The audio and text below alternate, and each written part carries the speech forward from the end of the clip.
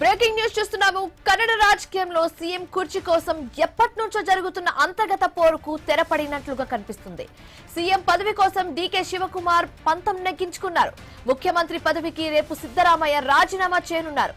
అయితే కర్ణాటక సీఎం గా డీకేతో పాటు మరో 5గురు కూడా ప్రమాణ స్వీకారం చేయబోతున్నట్లుగా సమాచారం.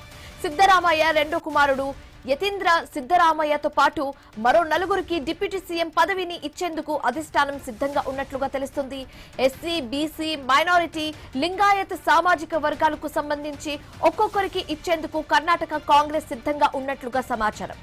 రేపు ఉదయం 9 గంటలకు మంత్రులకు సిద్ధరామయ్య బ్రేక్ఫాస్ట్ మీటింగ్ ఏర్పాటు చేశారు.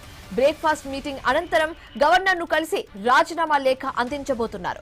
సిద్ధరామయ్య రాజీనామా తర్వాత సీఎల్పీ సమావేశం ఏర్పాటు చేసి డీకేను శాసనసభ పక్ష నేతగా కాంగ్రెస్ ఎమ్మెల్యేలు ఎన్నుకోబోతున్నారు. అనంతరం కర్ణాటక పీసీసీ చీఫ్ పదవికి డీకే శివకుమార్ రాజీనామా చేసి సీఎం గా ప్రమాణ స్వీకారానికి డేట్స్ ను ఫిక్స్ చేసుకునే అవకాశం కూడా ఉన్నట్లుగా తెలుస్తోంది.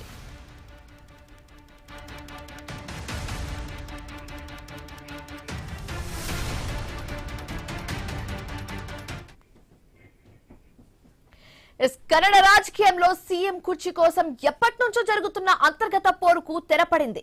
సీఎం పదవి కోసం డీకే శివకుమార్ పంతం నెగ్గించుకున్నారు. ముఖ్యమంత్రి పదవికి రేపు సిద్ధరామయ్య రాజీనామా చేయబోతున్నట్లుగా తెలుస్తుంది. అయితే కర్ణాటక సీఎం గా డీకేతో పాటు మరో 5గురు కూడా ప్రమాణ స్వీకారం చేయబోతున్నట్లుగా సమాచారం.